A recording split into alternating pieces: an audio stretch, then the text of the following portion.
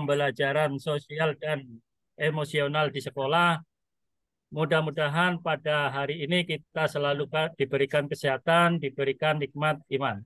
Pertama-tama marilah kita panjatkan puji syukur kehadirat Allah Subhanahu wa taala yang telah melimpahkan taufik serta hidayahnya sehingga kita masih diberikan kesehatan, diberikan nikmat iman, sehingga kita masih bisa bertemu bertatap muka walaupun hanya di selembar layar kaca ini. Mudah-mudahan tanpa mengurangi rasa silaturahmi kita dengan selembar layar kaca ini kita bisa saling belajar dan menimba ilmu dari pembicara kita yaitu Bu Iswatun nantinya. Ya tidak lupa kita panjatkan kehadirat Nabi besar Muhammad Shallallahu Alaihi Wasallam.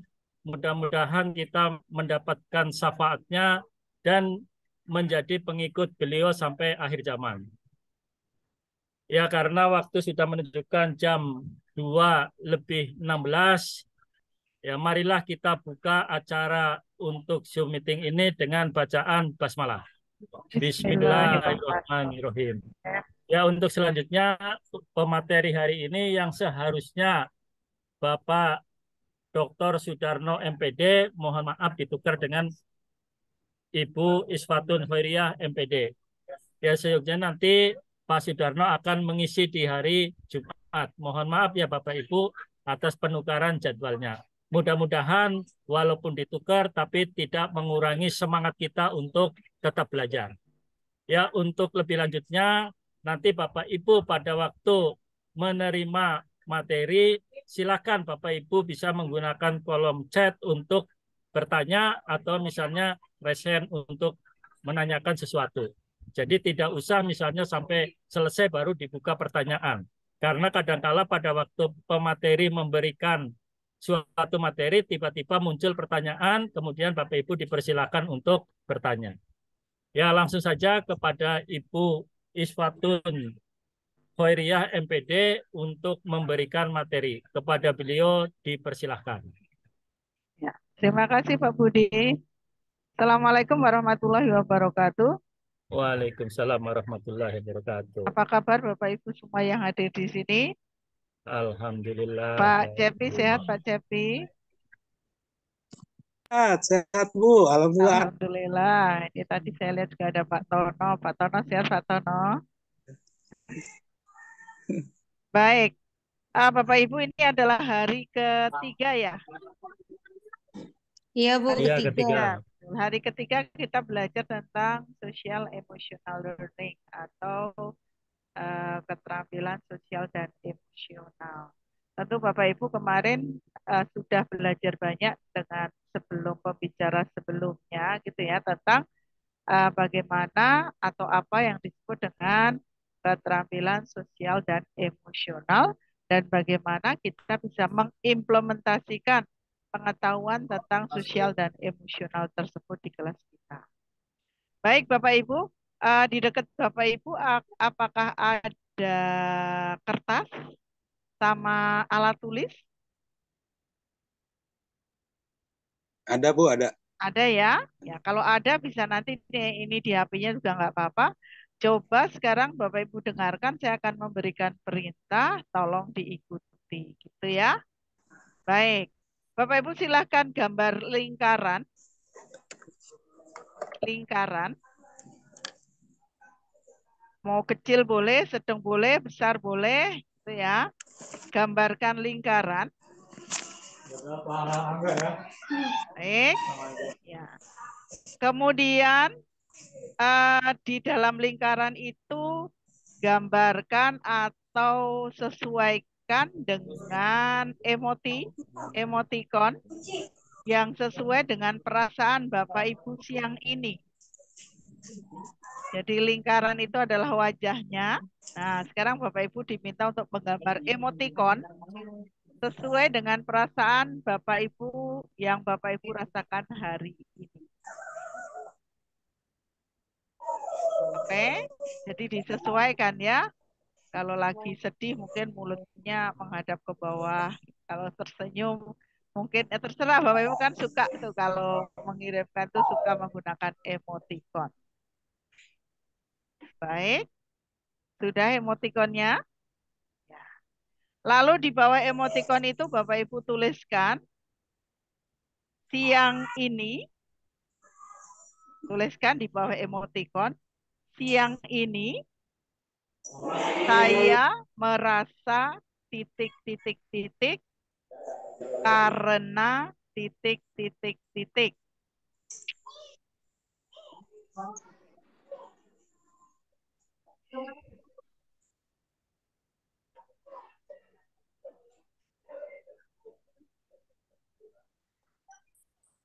Baik.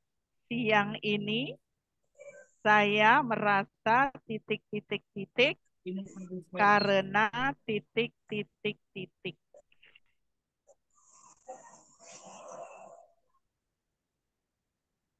Oke.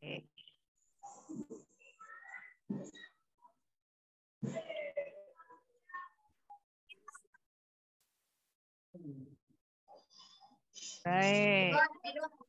Ya. Oke. Cukup ya? Nah, baik. Bagi Bapak Ibu yang ingin menge-share, yang ingin share perasaannya hari ini, Bapak Ibu bisa raise hand. Silahkan klik reaction-nya, kemudian pilih raise hand, tunjukkan emoticonnya, kemudian Bapak Ibu bisa jelaskan. Boleh sesuai dengan yang dituliskan, boleh diganti dengan kata-kata masing-masing. Ayo silahkan yang mau berbagi perasaannya siang hari ini. Gimana cara? Kalau kita mau raise hand ke di mana, Kak? Di sini ya. Cari yang reaction, Pak. Reaction. Yang ada gambar emoticon plus itu diklik. Terus di situ ada tulisan raise hand. Angkat tangan. Terus diklik itunya. Ini. Tapi udah diklik ya, Pak. Nanti akan muncul. Duh. Bapak mau ngapain? Mau ngomong. Oh, mau ngomong. Langsung ngomong juga nggak apa-apa. Mbak Cepi, silakan. Ayo, Mbak Cepi. Kita latihan bersama. Ini berarti ini di bis. Oh, enggak bisa Bapak ngomong. Iya. Nggak apa-apa, ayo langsung bicara juga nggak apa-apa, Pak. Langsung aja udah. Oke, Bu lah. Ya, baik. Ayo silakan Mbak Cepi. Passwordnya 1, 2, 3. Ya, Bu. Ya, silakan. Aduh, Bu. Emotnya boleh ditunjukkan atau langsung ini juga nggak apa-apa. Tunjukkan ke layar gini aja, Pak. Ini nih, Bu. Oh, gambarnya mana coba tunjukkan ke layar gitu coba. Yeah. Wih, kecil tapi ya. Ya nggak apa-apa deh. Oke. Terlalu kecil. Silakan Pak Cepi dituliskan, dijelaskan. Bu deh. Yuk. Oke. Aduh. Bu. Silakan Pak. Silakan Pak Cepi. Ya, saya alhamdulillah hari ini senang. Ya. Senang, Bu. Ya. Karena saya sedikit demi sedikit bisa menyicil RPP, Bu. Oh, oke. Itu banyak harapan gitu. Oke. Itu aja. Baik. Sudah sedikit demi sedikit bisa cicil RPP, jadi Pak Cepi merasa senang. Terima kasih Pak Cepi. Ya. Satu lagi, siapa yang mau berbagi perasaannya siang hari ini? Silakan. Seluruhnya siap, gerak. Istirahat di tempat, gerak. Ayo, silahkan. Siapa yang mau berbagi?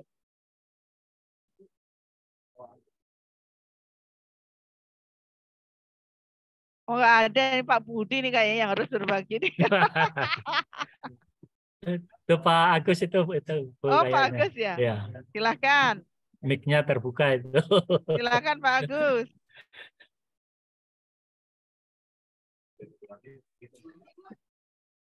Silakan Bapak Ibu yang lain yang mau berbagi cerita.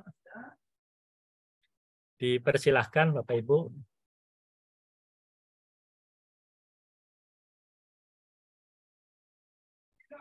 Ayo, siapa yang mau berbagi perasaannya siang hari ini? Siang ini saya merasa titik-titik karena titik-titik.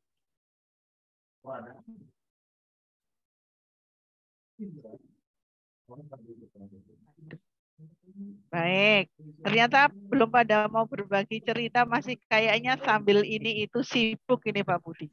Iya, karena Baik. baru selesai dari kelas Ibu, jadi masih Baik. persiapan. Baik. Yuk, sekarang kita ini saja ya, kita refleksi. Kita refleksi apa yang sudah Bapak Ibu pelajari pada pertemuan 1 dan pertemuan kedua. Pertemuan 1 dan pertemuan kedua, Bapak Ibu, kalau berbicara tentang kompetensi sosial dan emosional, berarti kita belajar tentang ini.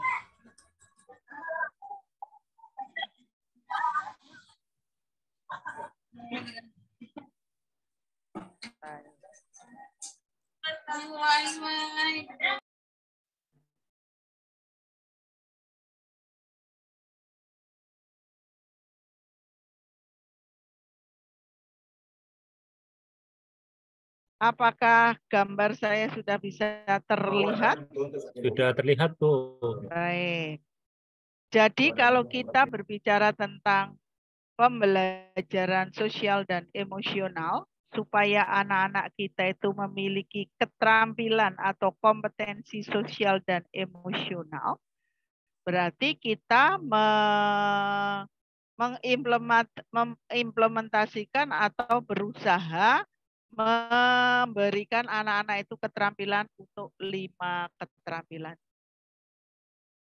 Yang pertama adalah keterampilan kesadaran diri, ya, kesadaran diri, di mana apabila kita mengajari anak-anak kita atau melatih diri kita untuk memiliki kesadaran diri, maka ini nanti tujuan kita itu adalah kita bisa memberikan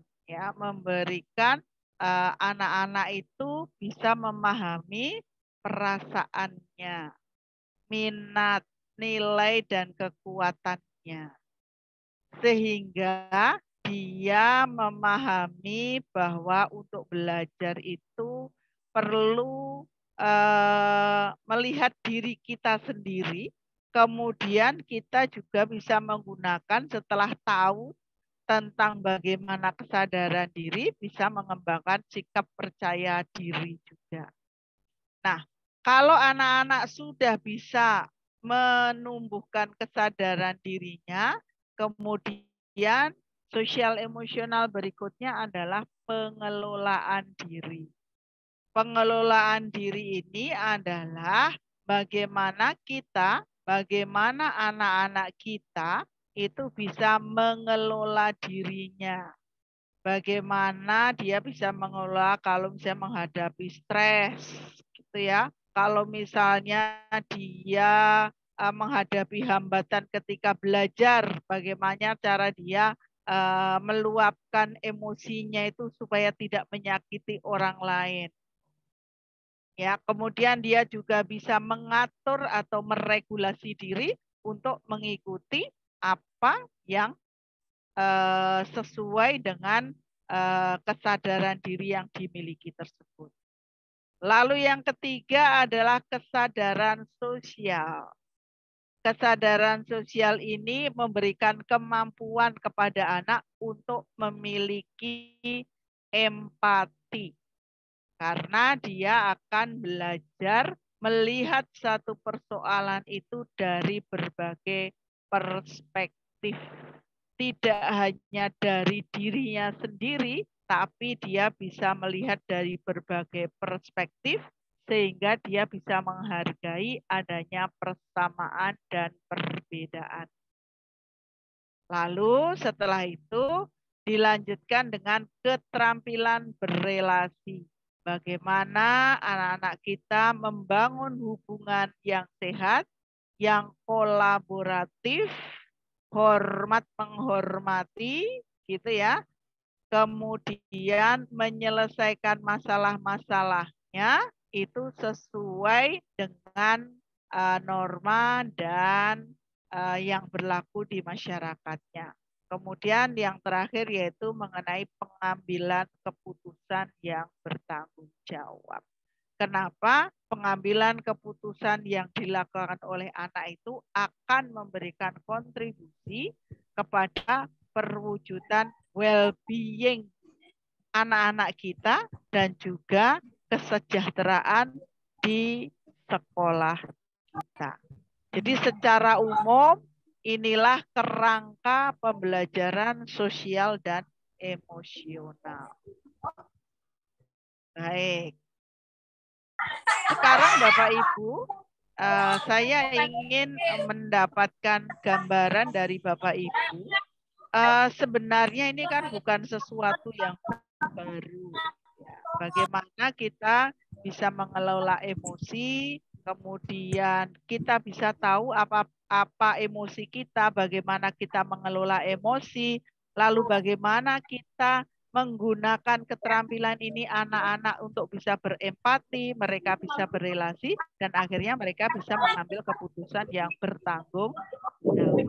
Nah, saya sekarang ingin berbagi ini dengan Bapak Ibu.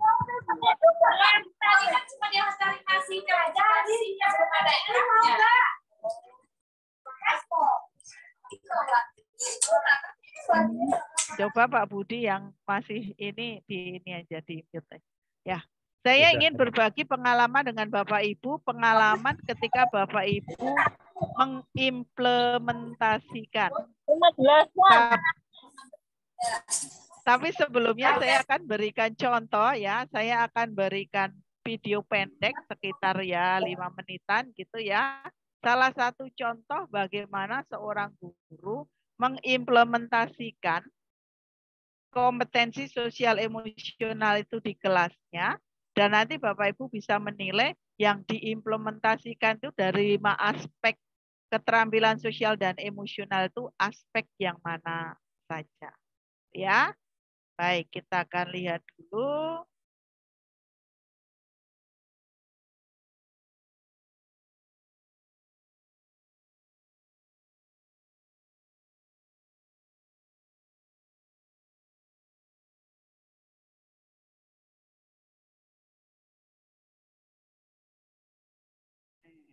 Bentar.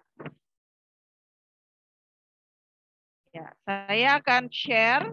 Bapak Ibu silahkan perhatikan contohnya ini. Kemudian menurut Bapak Ibu, kompetensi sosial emosional mana yang sudah diimplementasikan oleh guru ini di kelasnya?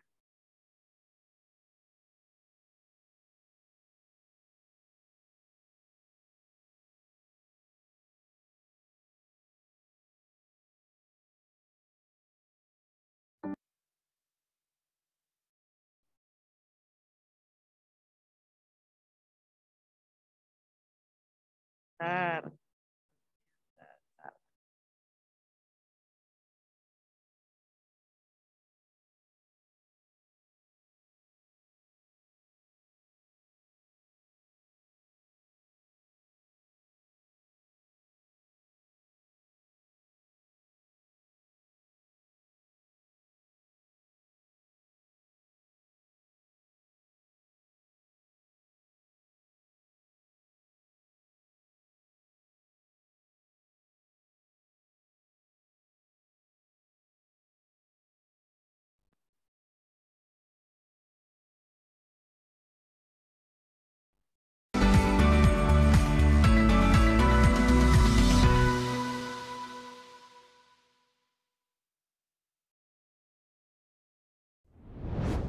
Thank you for sharing. All right, who else wants to share how they're feeling today? Blessing, how are you feeling today? It's Fun Friday and I get to go see my auntie tomorrow. You get to see your auntie tomorrow? Does she live far away or close by? Far. Far. Why do you love to see her so much? She's awesome. She's awesome. Oh, make sure you tell her that when you see her. People love to hear compliments, okay? Okay, one more. My morning meeting is an activity I do every morning for about 10 to 15 minutes to kind of set the tone for the day, and it's part of my social emotional learning curriculum.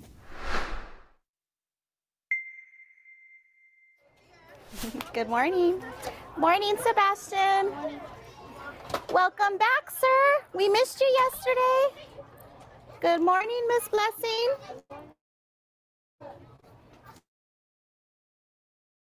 Morning, Araceli.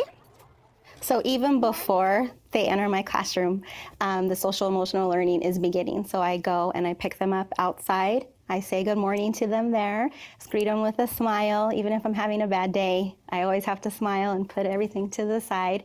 And then we walk together to the door, and then that's where we do the greeting. And I love that greeting because it's a choice. So if they feel like giving me a hug today, they give me a hug. If they feel like giving me a high five, it's a high five. And then I have some, today's just a wave, they want to give me a wave. And I always say good morning, or I give them a compliment about what they're wearing. Or if I have a student who is out, oh, thank you, I'm glad you're back today, just to let them know that I do care and I am noticing when they're here, and I'm letting them know that it's important that they're here. Hi, Miss Genesis. Are we going to talk today? Yes? No?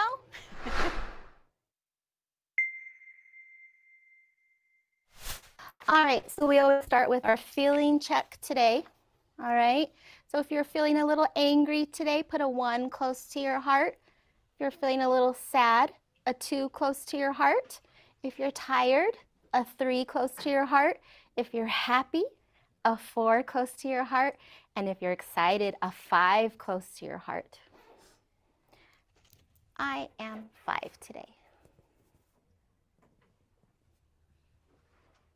Very good. So we have lots of feelings today, lots of mixed feelings. Anybody want to share why they're feeling a certain way today?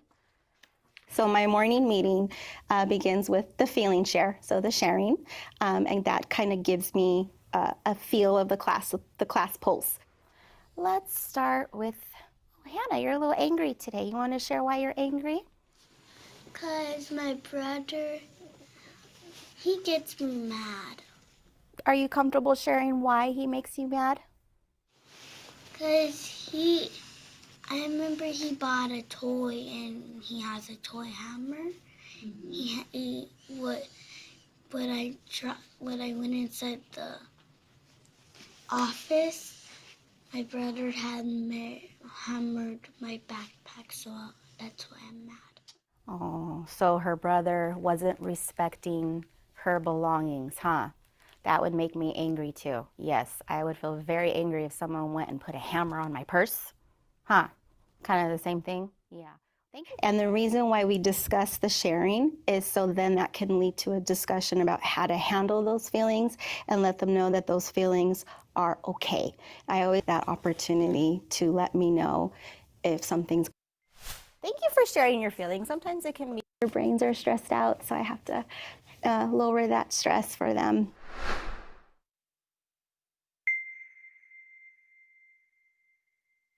Thank you for sharing your feelings. Sometimes it can be hard to share feelings, huh? But we're really comfortable with each other, so I think we're good. Okay, who's here today? Oliver. Oliver's here today, and Oliver and I, we had a little argument yesterday. I'm going to tell you about it later, okay? All right? Okay. You guys ready? Okay, so we're going to follow along or read with Mrs. Balderrama, your choice. All eyes need to be up here, though, okay? Ready? Good morning, fabulous firsties. So there's always a greeting at the door. And believe it or not, I really, really, really love apples. Guess who else loves apples? So Oliver and I, we were doing some work after school yesterday, and I looked in my bag, and there was only 1 apple left. And guess who was hungry? Mrs. Balderrama and Oliver. We both wanted to eat the apple. Is that a problem? No. Yeah, because there's how many people? 2 people, and how many pieces of fruit? 1. I'm not going to tell you right now how we solved it, but I want you guys to think. So think about this. How would you feel if one of your friends took your last snack? So take a second. Think, think, think, think, think. Your friend took your very last favorite snack. How would that make you feel? And when you're ready to share how you feel about that, go ahead and raise your hand and I'll give you Oliver and you can share. So boys and girls, remember when we're sharing our feelings, we try to use complete sentences. So a good sentence would be, I would feel blank. And if you want to tell me why you would feel that way, that would be great as well, okay? All right, who do we want to start with? The question is going to be the part where they're discussing or sharing, and sometimes it's feelings and sometimes it's me trying to front load information or trying to activate prior knowledge as well. I will feel mad because then I wouldn't have nothing to eat. Yep. So someone took her snack, you would feel mad because would you still feel hungry too? Yeah, so mad and hungry. All right, thank you, Brooklyn. Who else wants to share? So this is Oliver, and Oliver, he started home. I always think back to Mr. Rogers. He reminds people to think back of their favorite toy, their favorite object when they're feeling stressed. So this little guy helps with that as well. If I feel if my friend took my snack, I'll be happy. You would be happy? Why? Because I can buy more. I like that, a positive attitude. So she said, okay, they took my snack. Yeah, but I'm going to be happy because then I can go buy a new one. Maybe get a better snack. I like that. Thinking differently. I like that. The great thing about having morning meetings is it hits all 5 areas of social emotional learning. Ya kan ini ya, yang ini ya.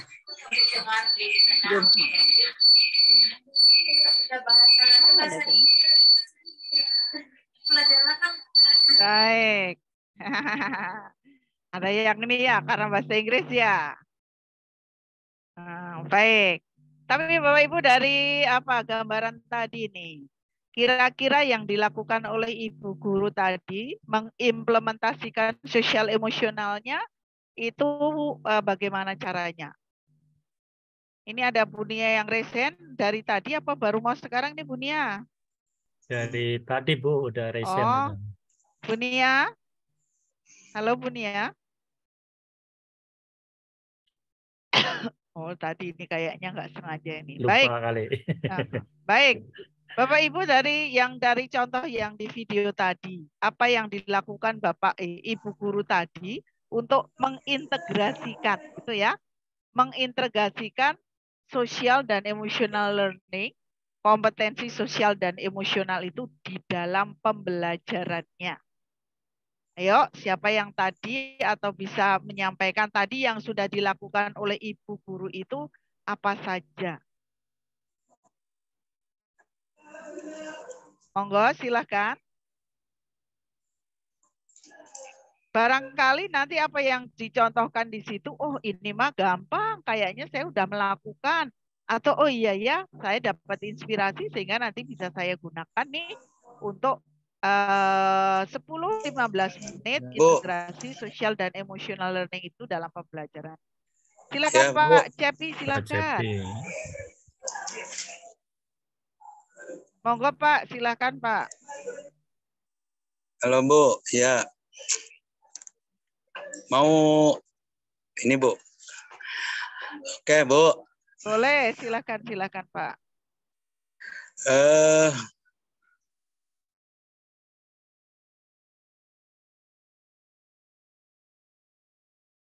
Wah, nge-freeze nih kayaknya kelempar nih Pak Cep ini. In social, with the student or with the other. So, if we have a social, good social or polite social like that teacher on the camera, yeah, I think the student will not stress. Oke, jadi Ya. kalau gurunya begitu, muridnya nggak stres. Baik. Apalagi Pak? Muridnya kayaknya senang, And berani gitu ya. Iya. Iya, Gitu. baik. To service the student in wherever he always charming, happy. Oke, Gitu. harus happy terus. Tadi bukunya juga mengatakan. Polite. Baik, Ya. baik. Tuh. Jadi tadi dikatakan ketika datang ke kelas itu si ibu selalu berusaha untuk selalu happy. Meskipun di rumahnya problemnya banyak, tapi begitu udah sampai ke kelas itu sudah mindfulness. Betul. Dia sudah fokus untuk happy menyambut siswa-siswanya. Iya. Betul. And in explanation the material also. Baik. Terima kasih Pak Cepi. Ya, Ya, baik. Ayo Bapak Ibu yang lain.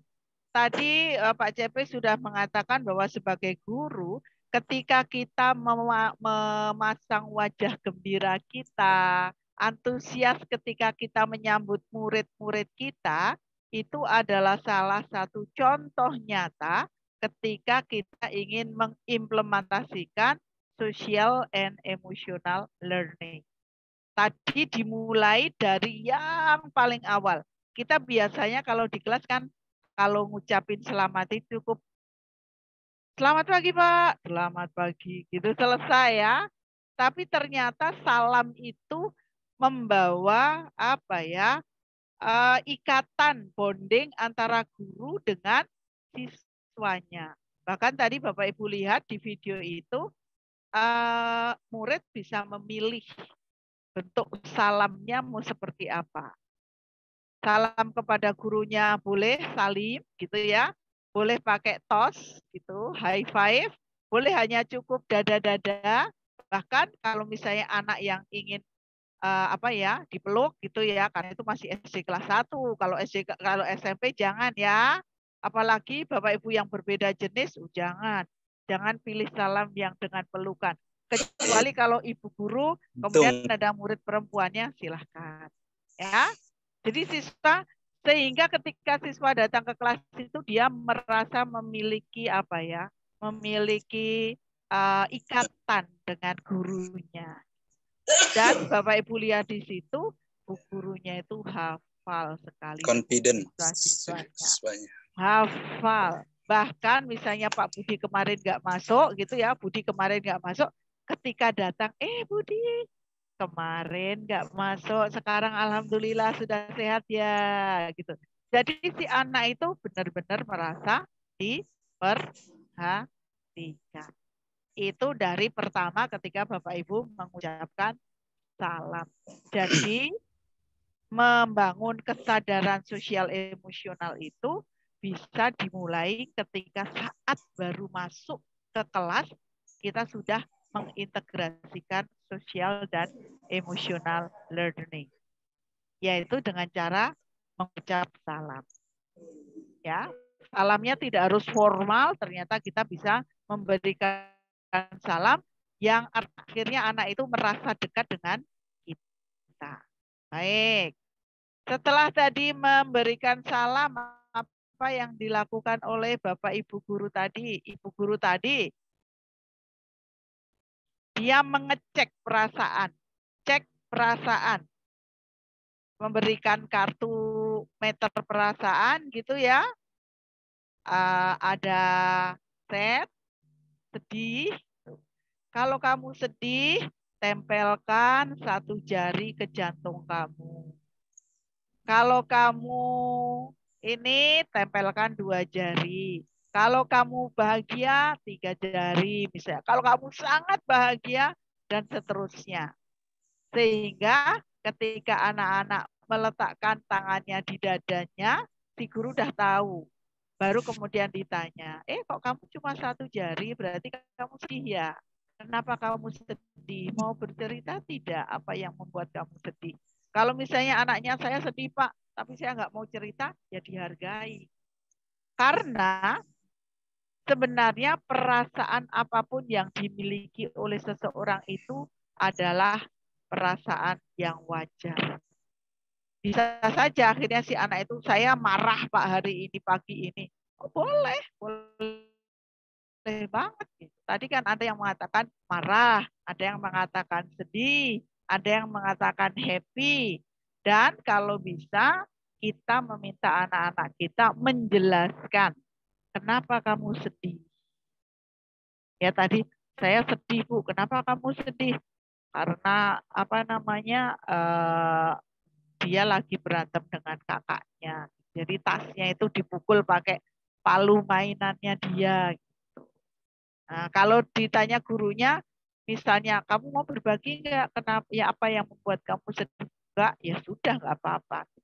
Tapi setelah selesai mereka berbagi perasaan, jangan lupa Bapak Ibu jelaskan kepada anak-anak bahwa emosi, bermacam-macam emosi itu adalah hal yang biasa. Orang sedih, orang senang, orang marah, orang males, orang nggak peduli, itu adalah salah satu jenis emosi. Ya, sehingga yang jadi penting itu bukan emosi apa yang Anda alami, tapi setelah tahu emosi yang Anda alami, bagaimana cara mengatasi. Jadi kalau misalnya anak mengatakan, saya hari ini lagi marah, Pak. Baik, kenapa kamu marah? Karena sarapan saya diambil oleh kakak saya, kayak gitu. Terus tadi apa yang kamu lakukan terhadap kakak kamu? Ya tadi saya saya langsung nonjok dia misalnya gitu.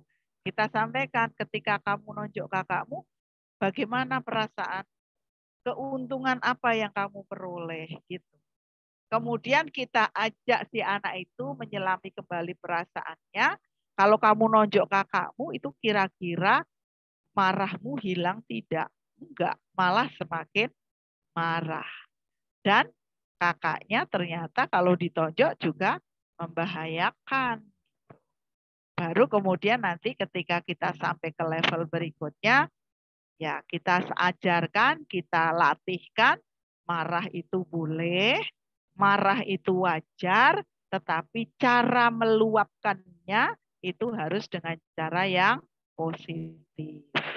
Atau ketika kamu marah, lakukan teknik ini supaya marahmu bisa hilang dan tidak melukai orang lain. Insya Allah kalau anak-anak kita itu dari kecil sudah diajari bagaimana cara manajemen marah, nanti kalau sudah jadi istri nggak ada lagi Pak piring-piring terbang. Karena anak sudah terbiasa. Tidak ada lagi nanti ceritanya anak-anak tawuran gitu. Kenapa? Kita sudah mengajarkan mereka bagaimana cara manajemen apabila kita mengalami emosi sedang marah. Atau ketika mereka sedang happy, melampiaskan kegembiraannya dengan cara yang tepat. Karena kadang-kadang ada juga saking senengnya itu melampiaskan kegembiraannya dengan cara yang tidak tepat, akhirnya malah merugikan. Jadi kita berikan seperti itu. Jadi Bapak Ibu bisa mengintegrasikan sosial dan emosional itu dengan cara cek perasaan. Boleh dengan gambar, seperti tadi yang saya lakukan pertama, sebenarnya cek perasaan juga itu. Silakan pilih emoticon. Atau misalnya Pak Budi bisa siapkan tuh Pak, berbagai macam emoticon, disiapkan di kotak perasaan gitu ya. Jadi setiap pagi anak-anak ngambil, terus ditempelkan di namanya masing-masing.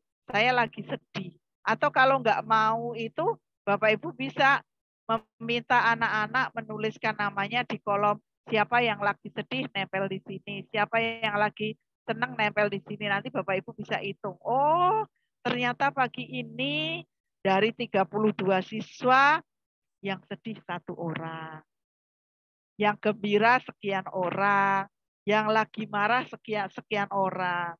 Mungkin nanti salah satu diminta untuk sharing. Yang lagi senang, kenapa senang? Karena besok kan hari Sabtu, Pak. Tadi ya ada yang besok itu saya mau mengunjungi tante saya yang ada di non jauh di sana. Saya gembira sekali hari ini. Kenapa aku gembira? Karena tante saya itu orangnya asyik. Asyiknya gimana lah? Kita bisa mengajak anak itu share. Atau tadi ada yang mengatakan hari ini saya sedang marah, sedang ini, kita sampaikan. Itu adalah salah satu cara untuk mengintegrasikan sosial dan emosionalnya. Kemudian yang berikutnya adalah diskusi kasus. Di video tadi Ibu Guru memberikan contoh, dia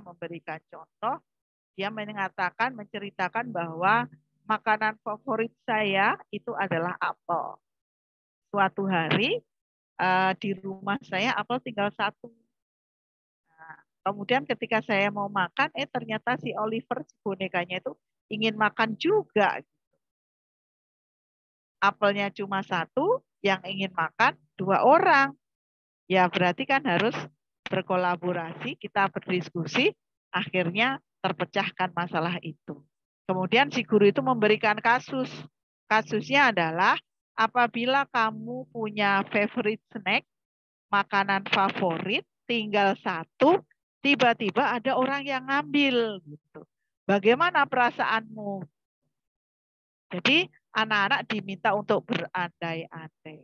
Dan di situ guru tidak hanya menanyakan bagaimana perasaanmu, tidak, tapi mengapa dan kira-kira solusinya seperti apa. Ternyata banyak tuh anak-anak itu ketika snacknya diambil itu emosinya ternyata beda-beda gitu. Ada yang marah. Kenapa marah? Saya kan lapar. Kalau makanan saya diambil, saya jadi udah lapar, marah gitu ya. Nah, kemudian mungkin nanti didiskusikan. Kira-kira kalau kamu lapar, kemudian marah, kira-kira nanti solusinya seperti apa? Mungkin solusinya bisa kamu tegur saja temanmu yang mengambil snack. Ih, saya lagi lapar, jangan diambil dong. Saya seperti itu. Atau, saya juga lapar. Gimana kalau kita sama-sama berbagi snacknya, kita bagi 2. Gitu. Atau kita beli bareng-bareng yuk ke kantin gitu. Jadi biar nanti ada 2 porsi snack yang akhirnya semuanya bisa terselesaikan. Tapi ternyata ada juga anak yang mengatakan kalau snackmu diambil oleh orang lain dia happy. Kok happy? Sampai guru, loh kok happy? Anak itu mengatakan, saya senang Bu karena kalau snack saya habis, saya bisa beli yang lebih banyak lagi. Jadi akhirnya dia kehilangan 1, tapi dia bisa minta ke ibunya, Bu, snacknya habis, beliin 5 roti ya. Nah, malah dia dapat 5 gitu. Tapi kalau snacknya nggak diambil orang, tinggal 1, ya dia makan 1 doang. Jadi berbagai macam perspektif studi kasus seperti itu bisa kita sampaikan kepada anak-anak kita supaya anak-anak kita memahami berbagai macam perasaan dan bagaimana cara mengelola perasaannya. Disitulah nanti kita bisa memasukkan keterampilan yang berikutnya yaitu untuk berempati, kemudian berkolaborasi, akhirnya mengambil keputusan yang tepat. Karena 5 keterampilan itu tidak bisa dipisah-pisahkan. Ketika Bapak Ibu sudah mengambil keputusan, pasti sudah didasarkan dari berbagai macam pertimbangan. Namun masalahnya Bapak Ibu, ketika kita mau mengintegrasikan keterampilan dan sosial emosional ke kelas kita, integrasi kita itu akan terasa garing kalau kita sendiri tidak bisa mengelola emosi kita. Jadi disinilah letaknya ing ngarsa sung tulodo. di depan kita harus memberi contoh. Selama Bapak Ibu ketika ada anak yang tidak mengerjakan, Bapak Ibu masih lempar dengan kapur, kubrak gitu, tidak akan bisa Bapak Ibu mengintegrasikan, mengajak anak-anak untuk mengelola emosinya. Karena tidak disertai contoh konkret dari Bapak Ibu. Jadi ketika kita berbicara tentang social and emotional, mulailah dari diri sendiri Bapak Ibu. Ketika Bapak Ibu ngajar di kelasnya masih bawa HP, terus ketika anak-anak ngajar Bapak Ibu masih kutak-kutik bukain HP di depan kelas, dilihat oleh murid-muridnya, maka Bapak Ibu tidak akan mindful ketika mengajar. Ketika Bapak Ibu mengajarnya tidak mindfulness, tidak sepenuh hati menghadirkan diri Bapak Ibu di depan kelas, maka social dan emotional learning itu tidak akan terwujud dengan maksimal. Baik, monggo silahkan kalau ada yang mau bertanya sebelum kita ke bahasan selanjutnya. Ya, silakan Bapak Ibu yang mau bertanya, dipersilahkan. Mungkin ada pengalaman-pengalaman di sekolah Bapak Ibu, Ya, kita silakan. berbagi, silakan Bapak Ibu.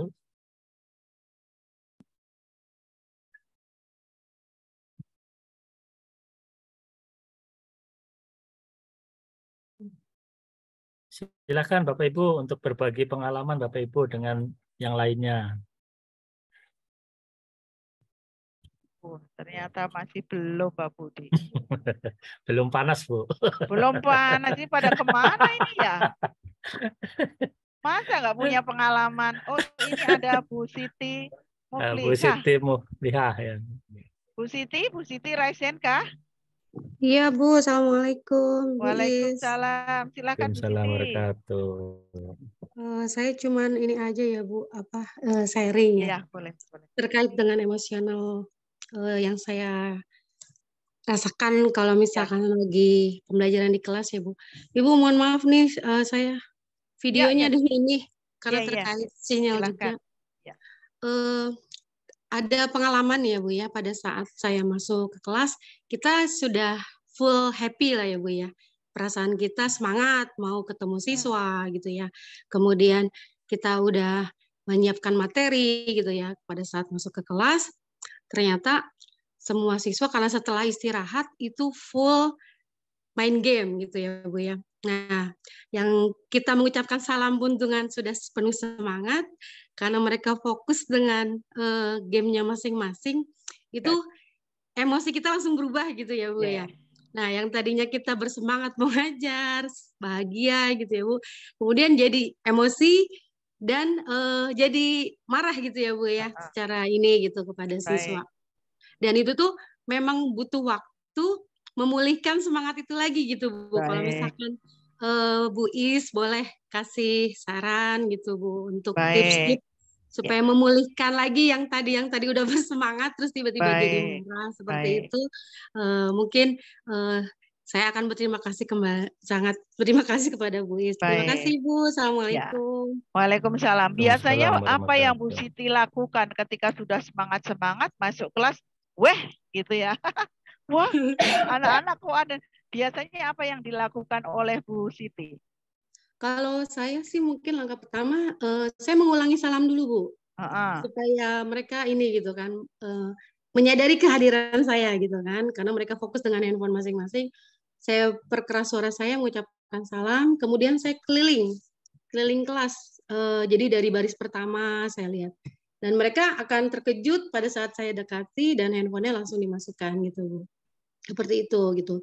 Nah, sambil saya berjalan berkeliling itu, saya sambil menekan-nekan emosi nih Bu gitu. Biasanya saya berusaha senyum, walaupun dengan terpaksa berusaha senyum gitu kan, sambil istighfar gitu kan, supaya pulih lagi gitu. Dan itu memang butuh waktu gitu.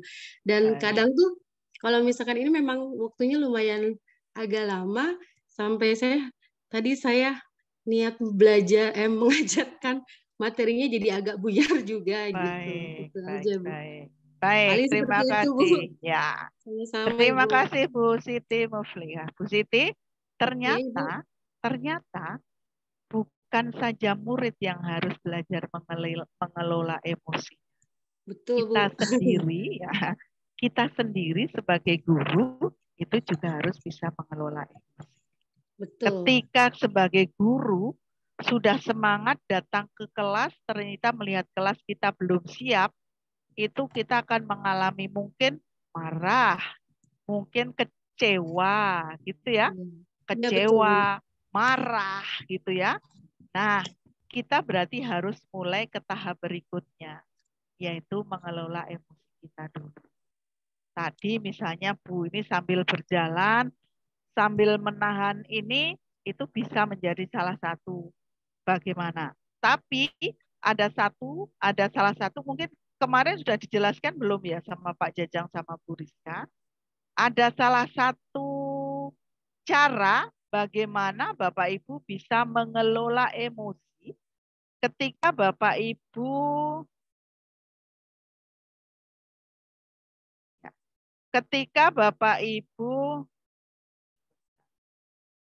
ketika Bapak Ibu mengalami ini. Bapak Ibu ingin mengelola diri karena mengalami emosi-emosi tadi. Tadi kan Bu Siti menjelaskan, saya itu marah sama kecewa. Berarti itu tahap persatu sudah terpenuhi, Bu. Ibu sudah bisa mengenali emosi saya. Oh, saya ini sedang marah, saya ini sedang kecewa. Tahap berikutnya, silakan lakukan pengelolaan diri dan fokus. Salah satu yang bisa Bapak Ibu gunakan untuk mengelola diri itu adalah teknik stop. Ini cuma salah satu loh ya, tapi bisa dengan yang lain. Stop itu apa?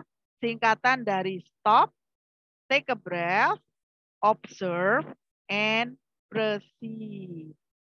Mari kita lihat teknik stopnya.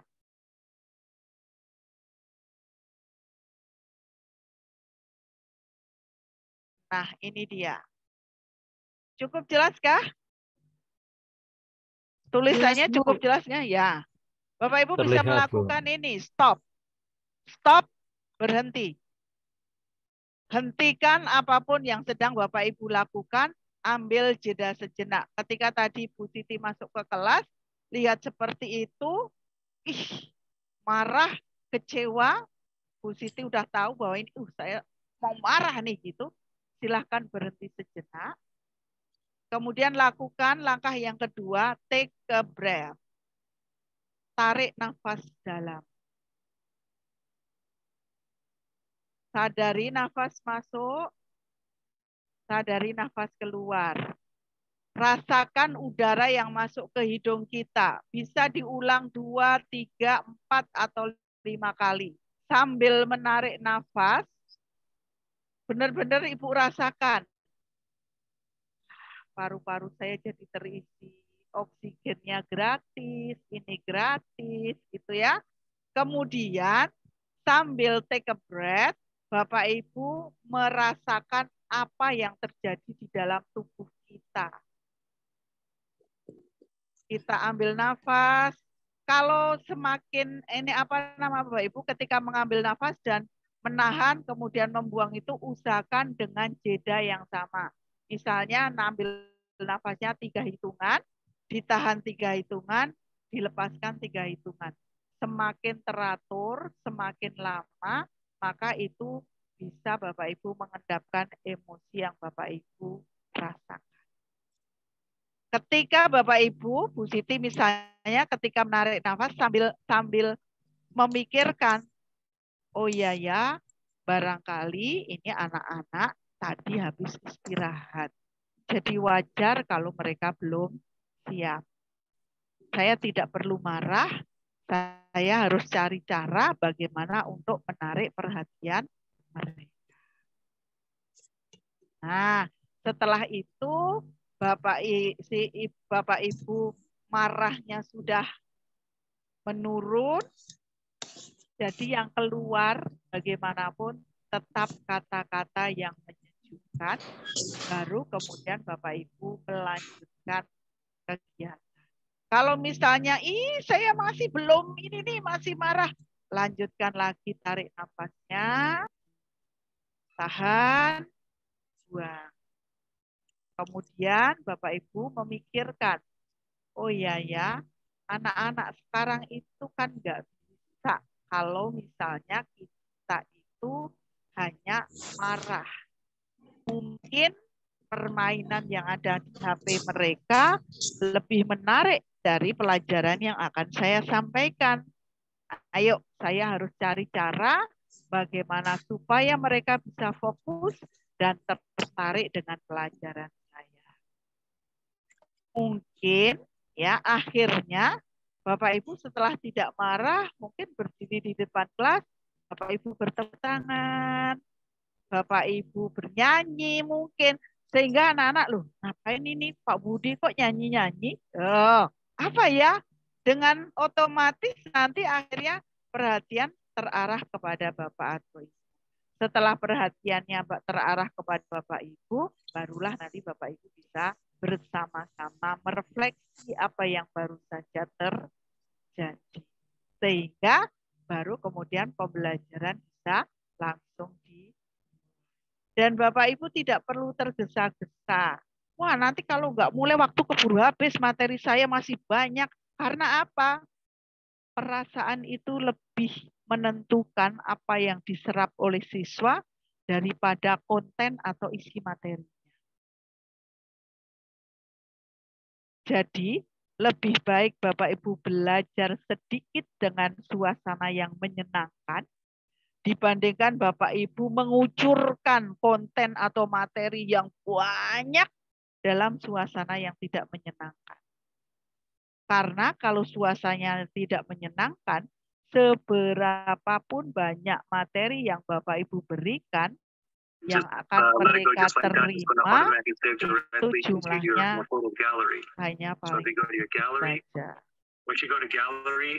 Tap on albums down here, and you should have a new folder called screenshots. So tap on that. Bu Nining. Here, of course, you can go ahead. Di mute Bu Nining, mohon maaf Bu Nining. Ya. You can crop here. Bu Siti, halo Bu Siti. Iya Bu, terima kasih. Ya. Jadi memang nanti lama-lama kita bisa ngajakin anak-anak kita Bu Siti.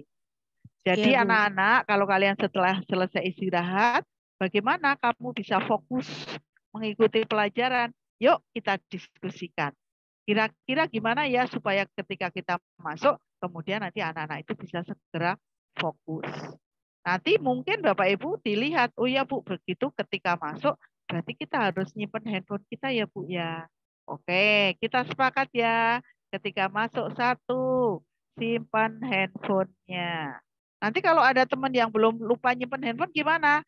Nah, nanti diingatkan bersama-sama. Dan seterusnya kita diskusikan sehingga ketika nanti minggu berikutnya Ibu masuk ke kelas, ketika anak-anak tidak mengikuti kesepakatan, Ibu tinggal mengingatkan saja.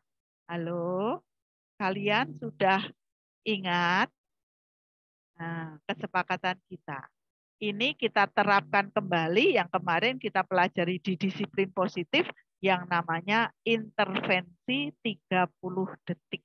Masih ingat nggak?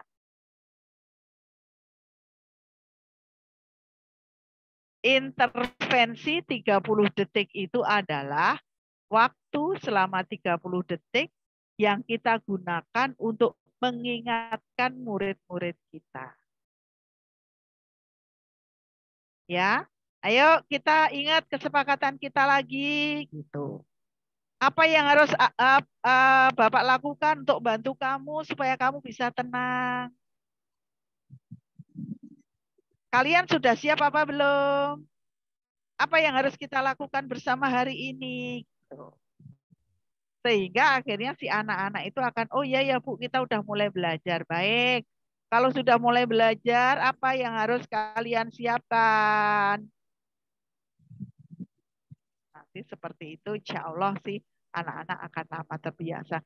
Dan nanti Bapak Ibu bisa bandingkan ketika Bapak Ibu seperti itu, mengelola emosinya, Bapak Ibu bandingkan dengan ketika Bapak Ibu akhirnya, kalian ini bagaimana sih? Bapak Ibu guru sudah masuk, tapi belum. Akhirnya Bapak Ibu meluapkan kemarahannya, nanti Bapak Ibu bisa bandingkan. Hasil kedepannya akan seperti apa. Siap, apalagi, Bu. ya, apalagi kadang-kadang saya dulu juga pernah gitu, Bu. Berarti kalian itu belum siap ya menerima Ibu. Udah, Ibu balik saja. Ternyata kita balik keluar dari kelas, anak-anak tambah senang. Nggak ada, karena mereka belajar kadang-kadang kan tidak ini juga. Mungkin merasa juga, pelajarannya nggak menarik. Buat apa? Jadi, kita memanajemen diri dulu sebelum kita bisa mengajak anak-anak untuk manajemen emosi. Terima kasih Bu Siti atas sharingnya. Sama-sama Ibu. Jadi stop itu kita harus berdiam diri di depan ya Bu ya. Ya, sebentar saja. Meskipun itu terlihat ini, tapi sebenarnya itu bisa kita lakukan dalam waktu beberapa detik atau beberapa menit. Tergantung tergantung ketika Bu Siti melakukan stop itu sampai benar-benar rasa marah, rasa kecewanya itu bisa dikendalikan. Sehingga Ibu merasa, oh ya ini memang kewajiban saya untuk ngajar, saya akan berusaha fokus, tidak ada gunanya saya marah kepada anak. Baru nanti Ibu lakukan intervensi 30 detik. Mungkin bisa dengan menarik perhatiannya, bisa dengan bertepuk tangan, bisa dengan itu tadi, pakai ice breaking, pakai apa, supaya anak-anak bisa fokus kembali. Siap, Bu Is. Terima kasih Bu Is. Ya, sama-sama. Ada lagi Bapak Ibu yang mau sharing atau mau bertanya? Silahkan. Silahkan. Bu Siti Suparlina ya. Bu Siti Suparlina. Monggo, silahkan. Gini Bu Haji, mungkin hampir mirip ya kasusnya tadi. Kita masuk kelas, udah semangat mau menyampaikan pelajaran kita. Sampai kelas kecewa karena anak-anak sedang sibuk mengerjakan PR yang lain yang mereka takuti. Contohnya matematik gitu. Atau mungkin PS. Jadi yang kita udah siap dengan materi pada kita semangat, nggak tega juga karena mereka seperti lagi takut gitu mau ngumpul di itu bagaimana tuh Bu Haji? Baik. Mungkin tadi ya, karena itu tadi kalau ini bedanya ternyata anak-anak mengerjakan sesuatu yang ini. Tadilah diajak bicaralah anak-anak kita itu. Ini sekarang pelajaran Ibu nih gitu. Kalian sedang apa? Ngerjain PR begini. Kalau perlu kita bernegosiasi. Kalian perlu berapa menit nih untuk mengerjakan itu? Masuk ke kamar ini, masuk suara. Kalian perlu berapa menit nih? 10 menit dulu ya Bu. Nanti soalnya takut habis pelajaran Ibu kan pelajaran matematika. Kita PR-nya belum selesai Bu, nanti takut dihukum. Baik. Untuk saat ini Ibu izinkan, Ibu beri 10 menit. Kalian kerjakan, kalian ini gitu, selesaikan gitu. Tapi setelah itu kita lakukan refleksi bersama. Ya, kenapa kok sampai akhir sampai ini? Atau kalau memang suatu saat ini sudah dikasih toleransi beberapa kali kok gitu lagi. Nah, Bapak Ibu bisa. Ini adalah pelajaran IPS, misalnya ya, kita fokus kepada IPS. Kalian harus berani bertanggung jawab terhadap apa yang kalian kerjakan. Lupa mengerjakan PR matematika, kalau nanti Pak siapa marah, itu harus kalian hadapi. Karena ini adalah salah satu konsekuensi dari apa yang kalian kerjakan. Sekarang tolong semua buku matematikanya ditutup. Kita fokus ke pelajaran. Boleh seperti itu. Ya, jadi situasional harus dilihat. Kira-kira ini lebih enaknya kita bawa kemana. Tapi kalau ketika seperti itu ternyata anak-anak tetap nggak bisa fokus, ketika kita ngajar itu wajahnya menghadap kita, tapi pikirannya di PR matematika, kan nggak ada gunanya juga. kita ngajar anak-anak yang nggak fokus. Jadi pilihan Bapak Ibu mau seperti apa, ya sesuai dengan kondisi dan situasi yang ada di kelas Bapak Ibu.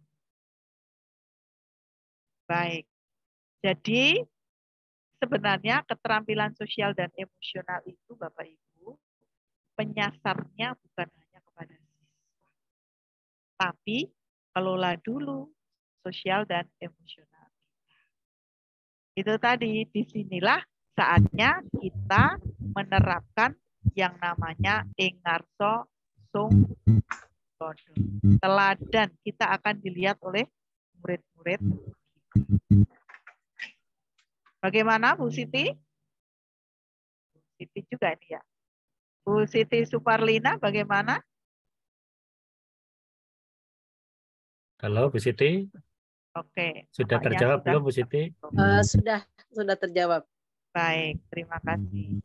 Ada lagi Bapak Ibu yang mungkin akan sharing atau berdiskusi? Ya Bu, ada ini Bu. Ini kasusnya ini 5. Ya, sampai 4. Silakan. Nah, gini Bu. Saking mungkin siswa itu merasa tenang, gitu Bu. Ya, kita jarang dan bahkanlah udah males itu marah-marah.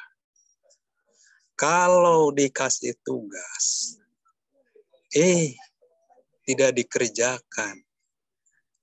Gitu. Yang pada akhirnya, pada saat ditagih di kelas, belum. Nah, rata-rata begitu. Kenapa? Karena mereka keenakan bahwa tidak pernah ada ya punishment yang sifatnya emosi ke anak kita gitu. Jadi anak itu kayak semacam nantinya begini, melakukan hal yang salah tapi tidak merasa salah.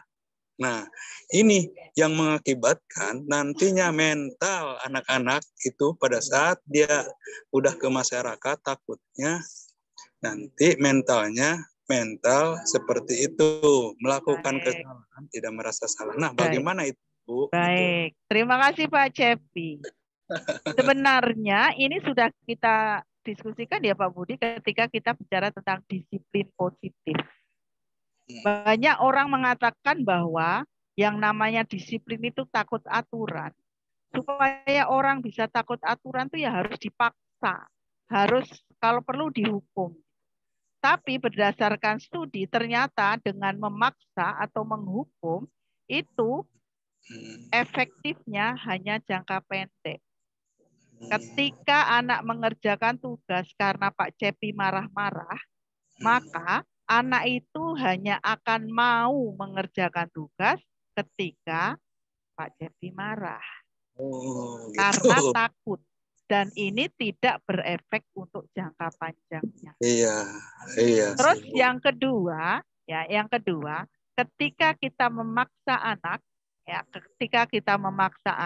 itu tadi jadi efek jangka panjangnya justru anak-anak itu akan kelihatan patuh dan disiplin ketika ada yang menunggui, tapi ketika yang menungguin nggak ada, udah bubar itu semua karakter-karakter yang kita tanamkan. Terus yang kedua, kalau anak dipaksa itu, jangan-jangan dia malah jadi antipati terhadap apa yang dipaksakan kepadanya.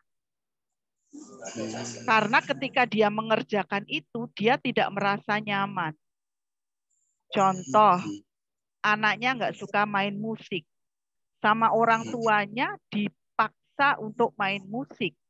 Dia mau sih main musik. Akhirnya dia ngikuti kemauan orang tua main musik. Tapi kan main musiknya itu karena terpaksa. Sehingga nanti ketika ketika dewasa, ketika dia mempunyai trauma karena paksaan itu, akhirnya dia sama sekali tidak mau bersentuhan dengan musik. Bahkan ketika dia mendengar musik, yang terbayang di dalam pikirannya itu adalah tekanan, paksaan, ini dari orang yang lebih dewasa. Terus yang ketiga, ketika si anak kita itu melakukan sesuatu dengan dipaksa, kreativitasnya itu hilang, Pak.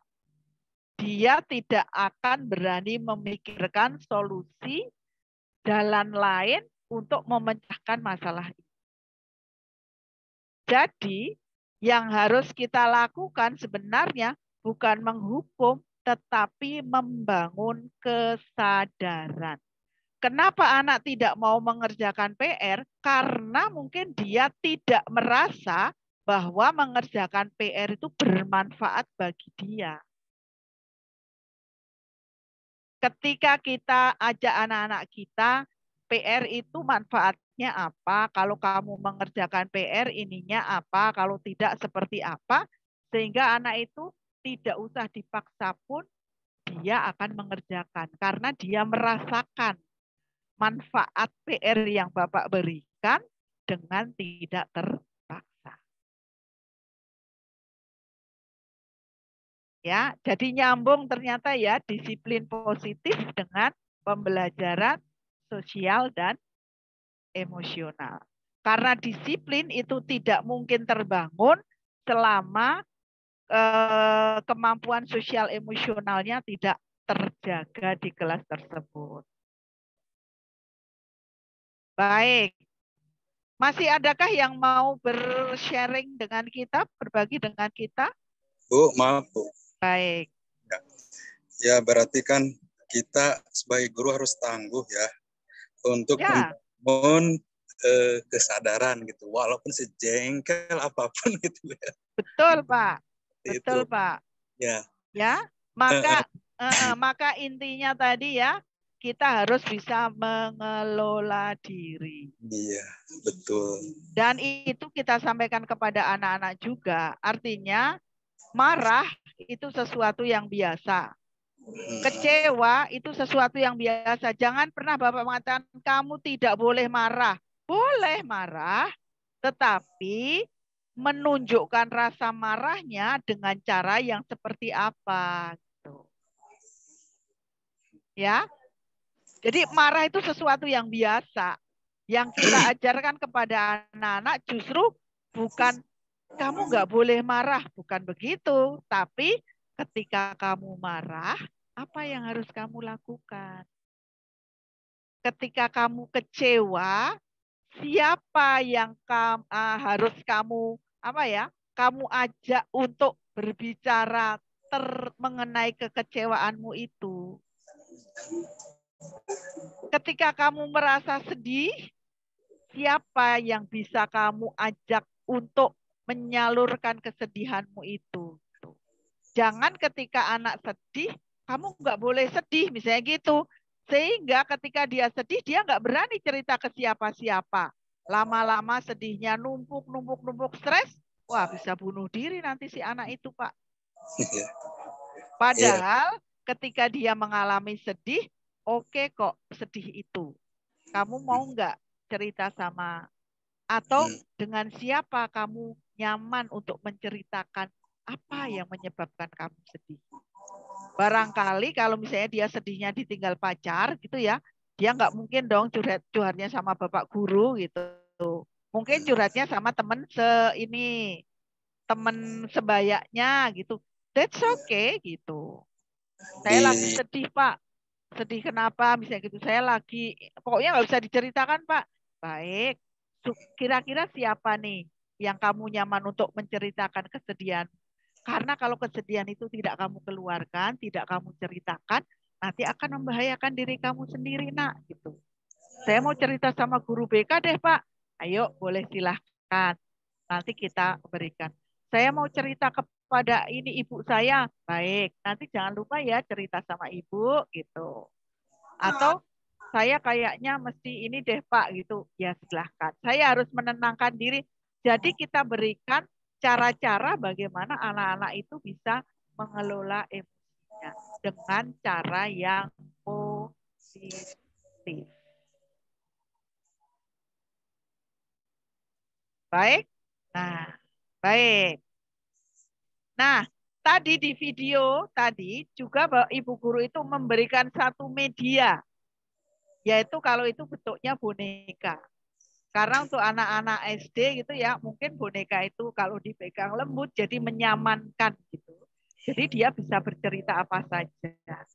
Tetapi selain itu sebenarnya ada tujuan lain. Tujuannya adalah supaya anak-anak itu terbiasa ketika ada yang sedang berbicara, yaitu yang memegang boneka sedang berbicara, teman-teman yang lainnya harus mendengarkan.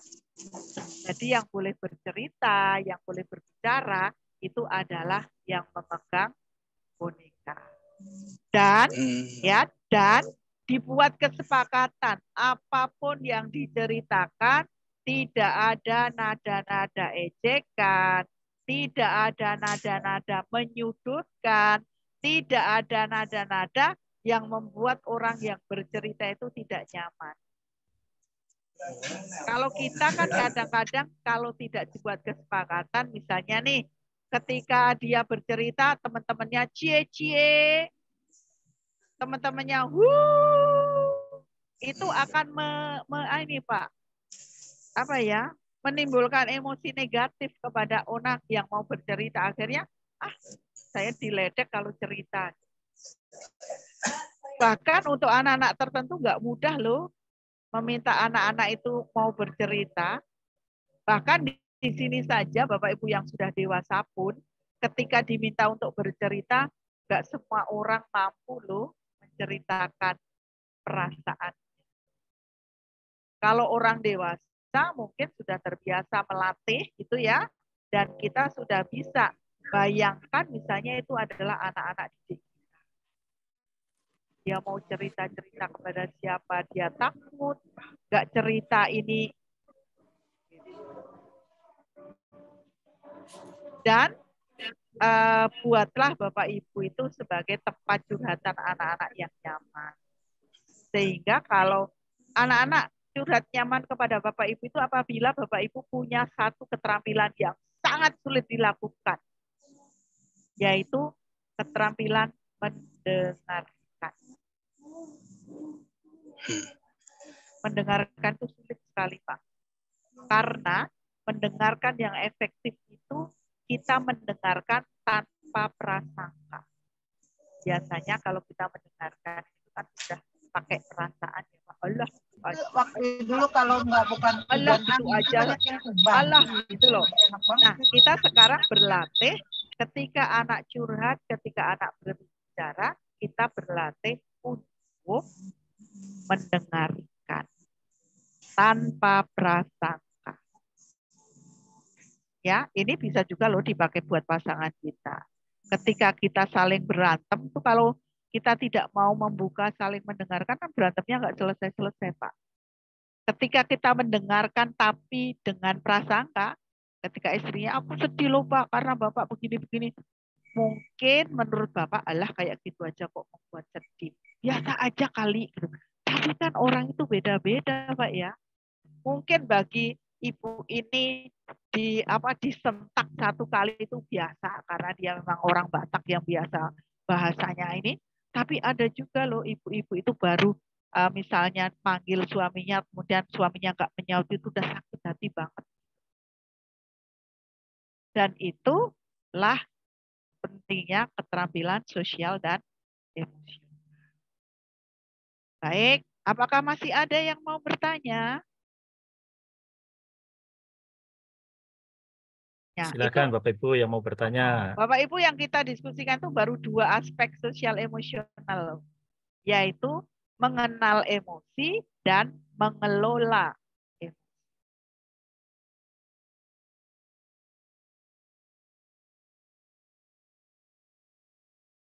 Okay.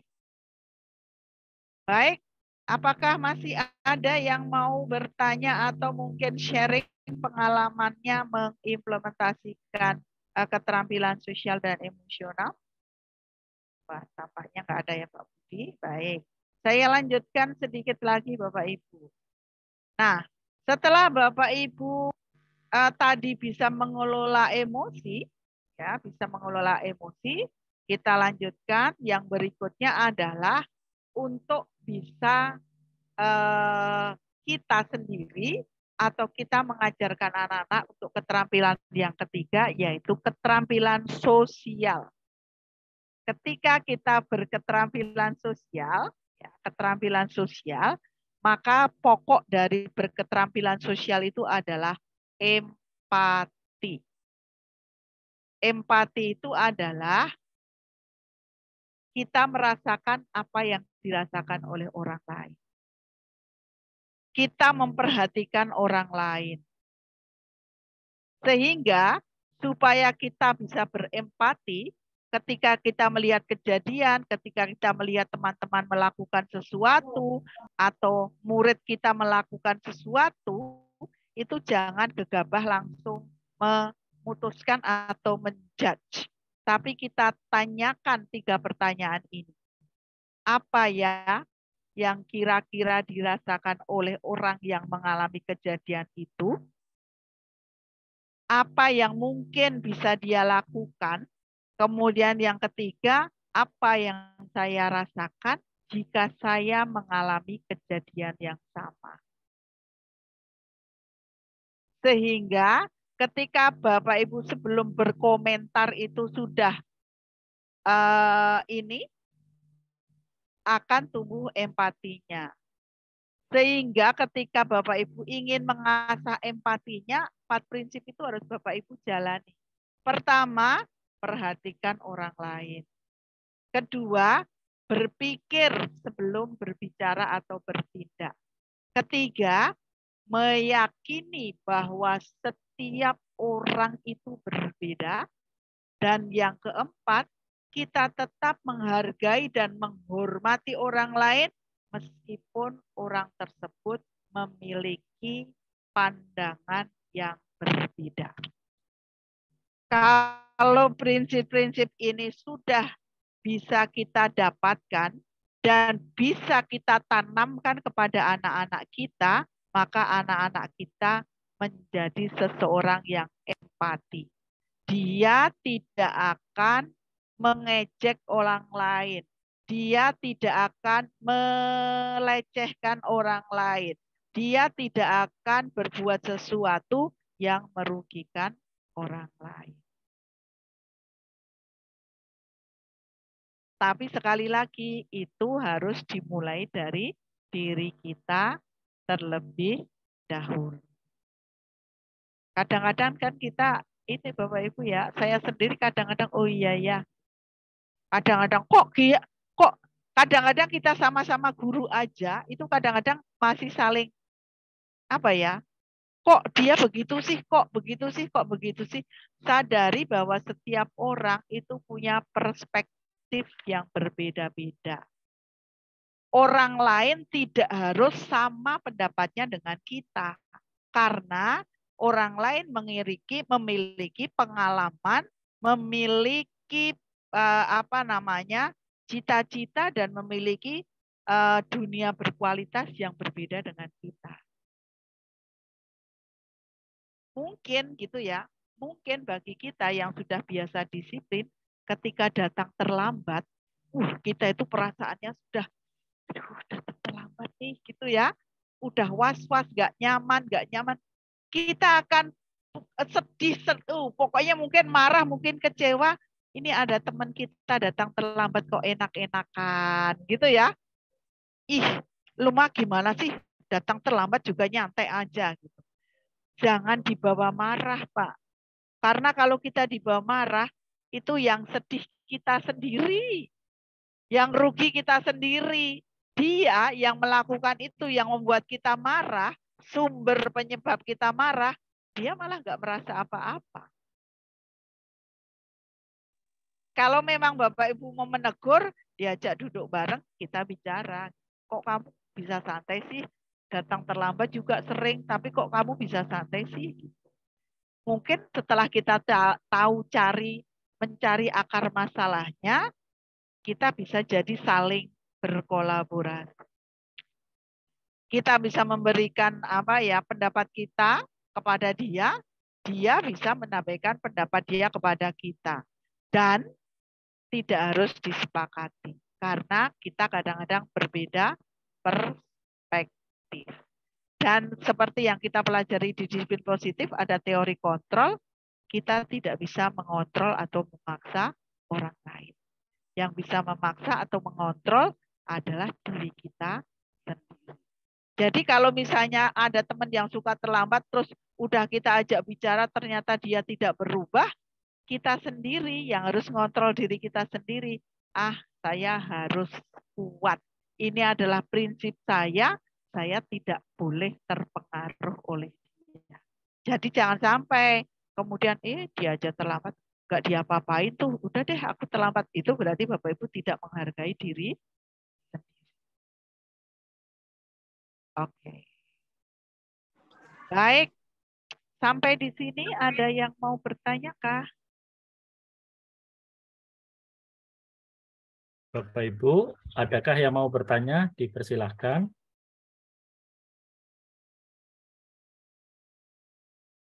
Oke, baik. Jadi Bapak Ibu, sudah waktunya sekarang pembelajaran sosial emosional itu secara sengaja harus Bapak Ibu agendakan untuk diintegrasikan dalam pembelajaran Bapak Ibu. Karena kalau tidak secara sengaja kita agendakan, itu nanti kelewat. Jadi Bapak Ibu niatkan, saya sekarang akan fokus melatih anak-anak saya itu untuk mengenali emosi masing-masing. Dengan berbagai cara tadi.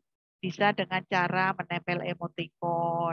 Bisa dengan cara berbicara, pagi ini saya merasa ini karena, atau bisa dengan survei kecil-kecilan. Siapa yang lagi sedih?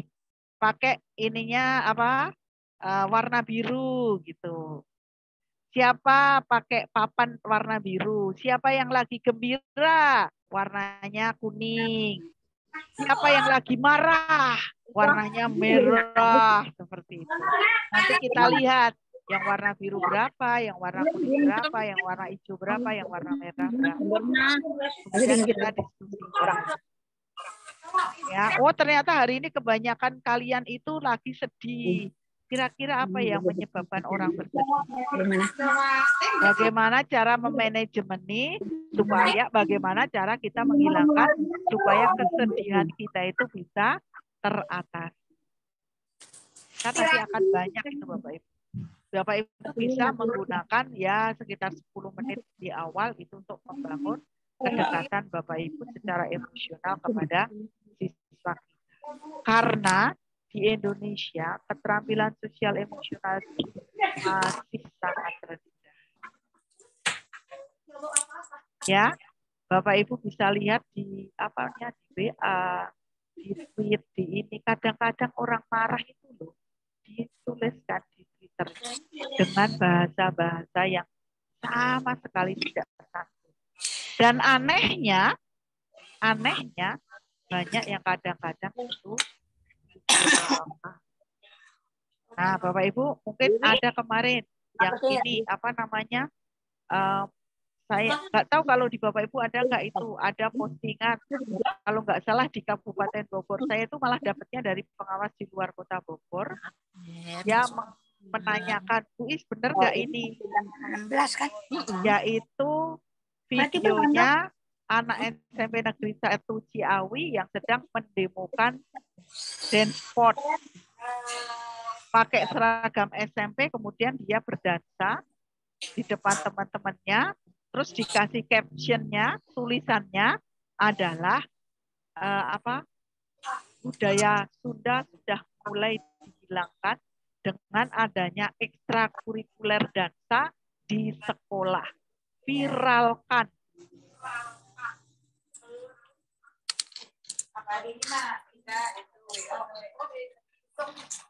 Mungkin di perspektif Bapak Ibu, iya ya itu mah memang nggak sopan sih. Masa pakai baju sekolah terus dia pakai jilbab terus narinya begitu, misalnya begitu, boleh saja, tapi kan masing-masing orang itu perspektifnya berbeda-beda.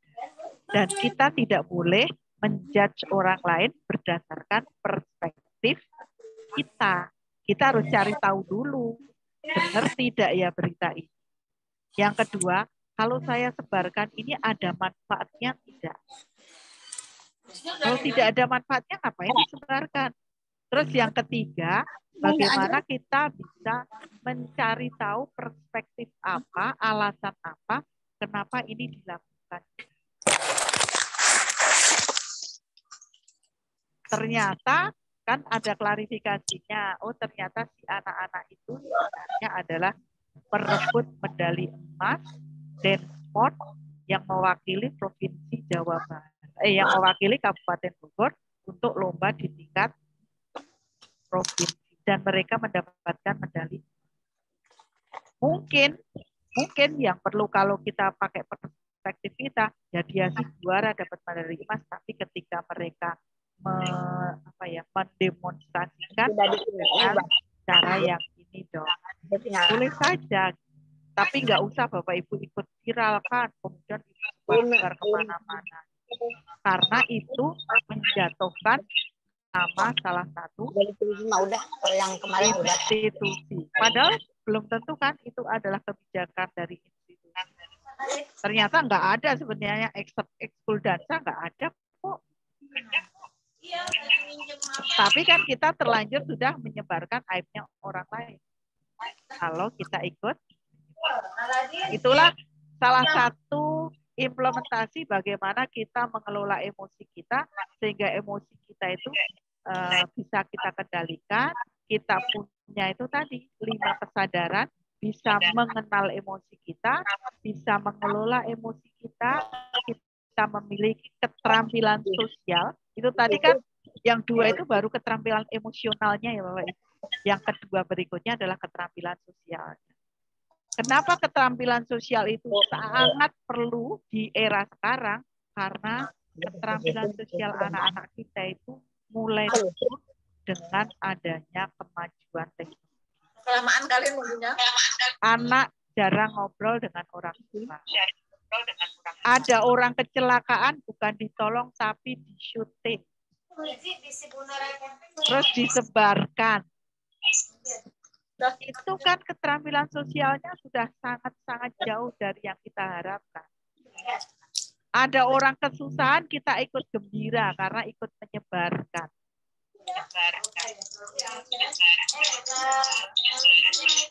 Padahal Bapak Ibu mestinya berpikir empati seperti itu. Seandainya kecelakaan, kemudian di-syuting, kemudian disebarkan, dan yang menonton ini adalah keluarga si korban. 10 tahun yang akan datang.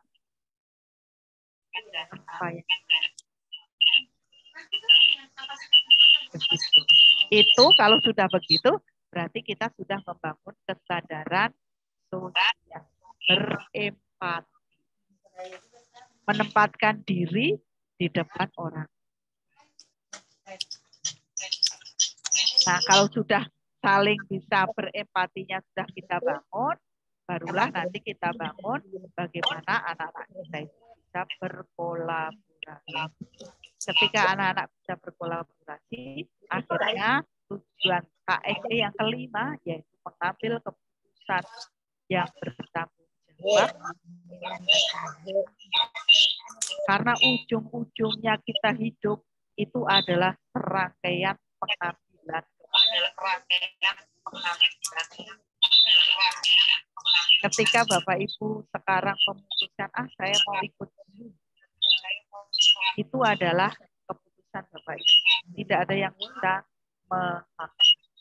Saya ikut hanya karena sertifikat lah, yang penting pasang kamera, materi mah nggak perlu, yang penting pasang kamera, nama saya ada, di daftar hadir ada, dapat sertifikat, tapi saya nggak dapat apa-apa. Itu semua adalah keputusan Bapak Ibu. Ketika kita, oh iya ini penting, kemudian kayaknya saya ingin coba deh, itu juga ada di tangan Bapak Ibu. Ada yang mungkin, ini mah kayaknya nggak mungkin saya lakukan, gitu. Ya, itu juga ada di tangan. Jadi sesuai dengan yang kita sudah pelajari pada saat kita mempelajari tentang teori kontrol, apapun yang akan Bapak Ibu lakukan setelah ini ada di tangan Bapak Ibu. Saya sebagai narasumber hanya memberikan perspektif. Bagaimana nanti implementasinya, bagaimana nanti ini mengubah mindset, bagaimana ini nanti Bapak Ibu integrasikan dalam diri Bapak Ibu praktekkan di kelas, semuanya ada di tangan Bapak. Banyak ya.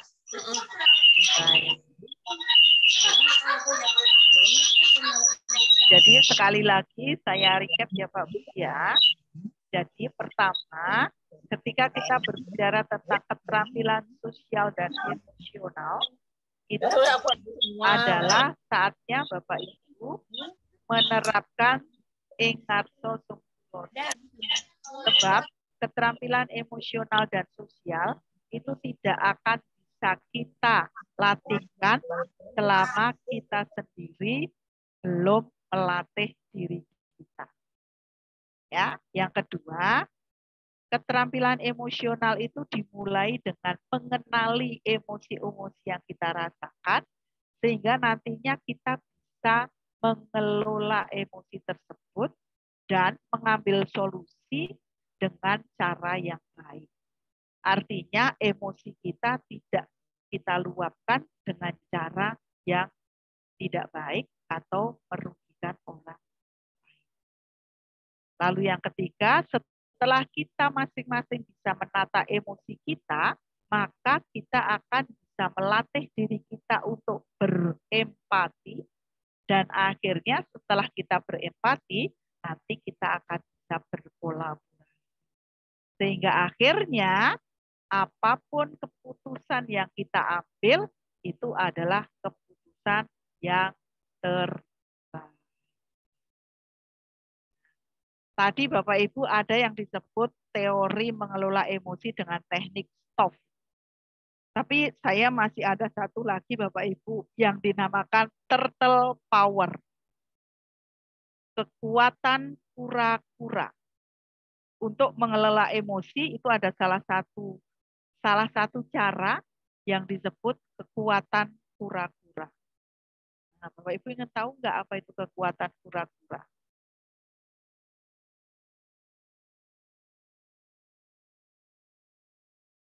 Apa Bapak Ibu ingin tahu nggak? Ketika kita sedang mau marah, gitu ya, gunakan kekuatan kura-kura. Apa itu kekuatan kura-kura? Memasukkan kepalanya ke dalam tempurungnya, batoknya. Ya. Jadi kura-kura itu Bapak Ibu sangat kuat.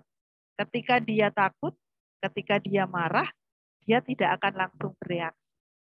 Tapi kepalanya dia masukkan ke dalam batoknya, sampai emosinya mereda, sampai marahnya habis, sampai kecewanya lunas, baru kemudian dia keluarkan lagi, dan life is go on.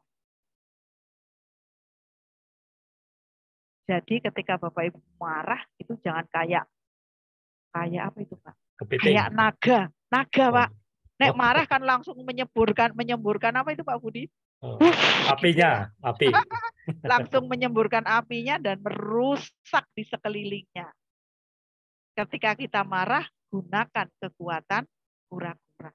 Itu bisa kita praktekkan loh kepada anak-anak. Yuk anak-anak, kita sekarang praktekkan kekuatan kura-kura. Mungkin bisa dengan menundukkan wajah, dengan menutup kepalanya gitu ya, sampai emosinya rendah, baru kita buka. Bisa dengan cara itu tadi Pak, role play gitu ya, bermain peran dan sebagainya, sehingga anak-anak nanti ketika marah dia ingat, oh iya, ketika marah aku harus seperti kura-kura. Ya, dia akan menarik diri, menenangkan diri dulu, setelah tenang dia berbicara. Sampaikan, marahnya boleh disampaikan, tetapi dengan cara yang tidak menyakitkan. Aku tadi marah sama kamu. Kenapa kamu ambil pulpenku tanpa izin? Padahal aku mau pakai pulpenku. Oh maaf ya, saya kira kamu nggak pakai pulpen, maaf nih aku kembalikan. Gitu kan? Terima kasih. Itu kan berarti dia sebenarnya sudah marahnya, tapi dia tidak meluapkan marahnya dengan cara menyakiti orang lain. Bandingkan ketika dia marah, kemudian teman yang minjem pulpen dia datangi, kemudian ditonjok, buang itu, wah bisa jadi panjang cerita. Kira-kira gampang apa susah itu Pak ya? Gitu ya.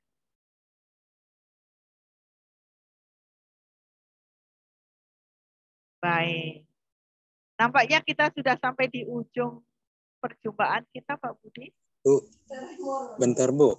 Oh, mau ada Pak yang Cepi. bertanya Pak Cepi lagi. Ayo Pak Cepi, silakan Pak Cepi. Ini Bu, ini memang betul Bu ya. Apapun yang kita hadapi ya, sekesal apapun yang kita hadapi, gitu kan gitu. Tetapi bagaimana gitu Bu? Misalkan, nih ada siswa yang kerjaannya bolos aja bolos. Kita udah misalkan ya udah dikasih nasihat, udah dikasih saran dengan cara lemah lembut, masih juga terus-terusan karena mungkin ya kondisi di lingkungan atau apa gitu ya, yang namanya misalkan kedisiplinan secara sopan itu nggak tahu, itu belum diterapkan, tahu apa gitu. Nah, untuk mengatasi itu juga, itu tetap aja kita harus itu aja gitu Bu, harus ada di tataran sabar aja gitu ya. Baik, bukan begitu Pak, kita cari akar masalahnya. Kalau misalnya anak bolos, itu dimarahin, tapi kalau akar masalahnya nggak diselesaikan, nggak akan selesai. Kita tanya, kamu bolosnya kenapa? Iya.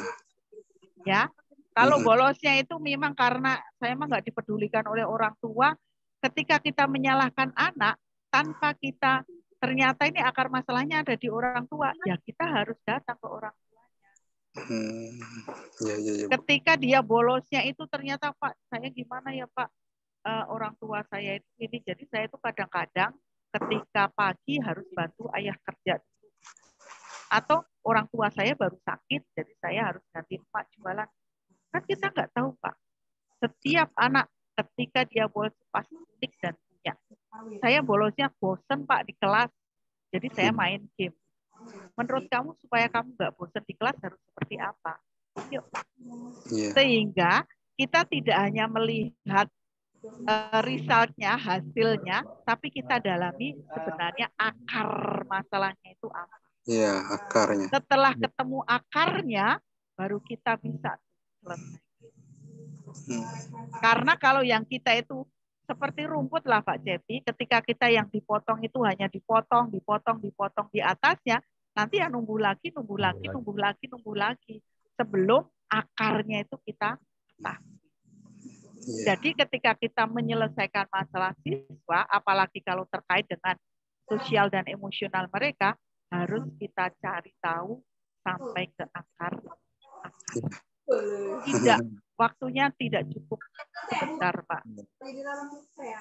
Mungkin waktunya lama, tapi percayalah, sesuatu yang kita lakukan dengan hati dan bertujuan untuk membantu siswa kita, itu akan menenangkan hati kita dan akan diingat oleh anak kita.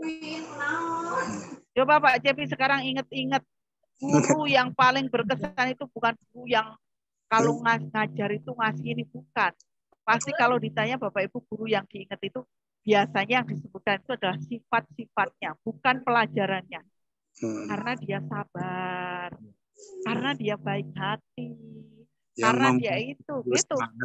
Jarang anak yang inget gurunya itu karena dia pas menerangkan tentang pasten itu bagus gitu. Saya dapat ilmu pasten, saya dapat ilmu tentang ini.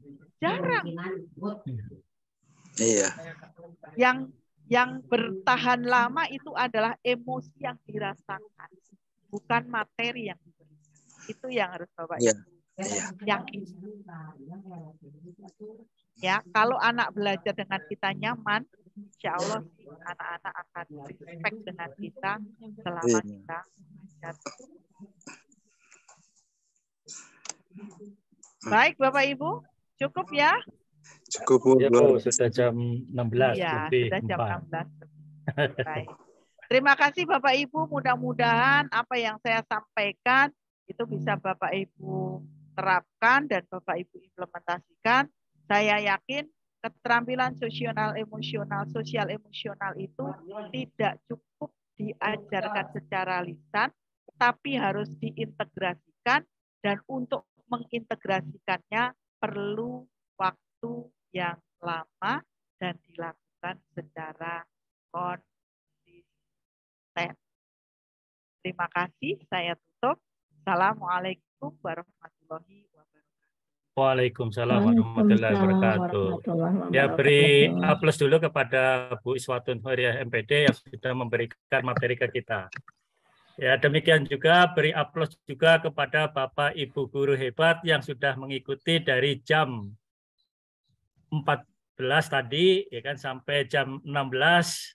Tentunya perlu tenaga yang ekstra. Tepuk tangan untuk Bapak Ibu hebat semua. Ya, terima kasih Bapak Ibu yang sudah mengikuti kegiatan pada hari ini. Mudah-mudahan ilmu yang diberikan tentang pembelajaran sosial dan emosional di sekolah nanti bisa diaplikasikan di sekolah Bapak Ibu masing-masing dan ditularkan kepada rekan-rekan sejawat. Terima kasih kepada Bu Iswatun Horiah MPD dan Bapak Ibu guru hebat semua yang sudah mengikuti kegiatan. Mudah-mudahan selalu diberikan kesehatan dan kebahagiaan. Kita ketemu lagi di hari Jumat besok. Mudah-mudahan kita tetap semangat. Ya, untuk itu kami selaku pembawa acara mohon maaf sebesar-besarnya apabila saya dalam membawakan acara ini ada kekeliruan atau kesalahan. Kami mohon maaf.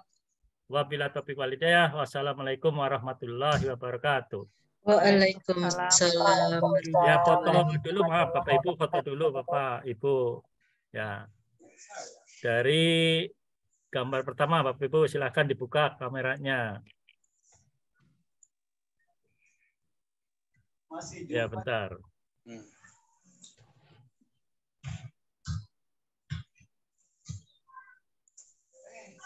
Ya, bentar Bapak Ibu.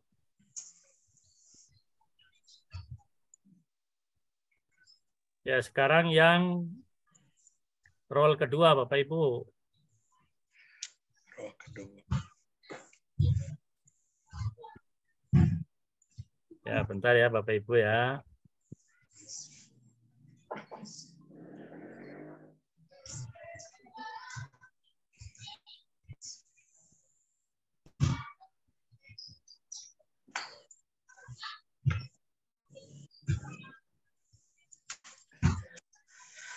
Ya, sudah Bapak Ibu, terima kasih atas kebersamaan kita. Kita mudah-mudahan ketemu di hari esok. Ya, sampai jumpa lagi Bapak Ibu. Terima kasih. Terima kasih. Bapak Ibu. Terima kasih Pak Budi, terima kasih Ibu. Iya, sama-sama Ibu, Bapak.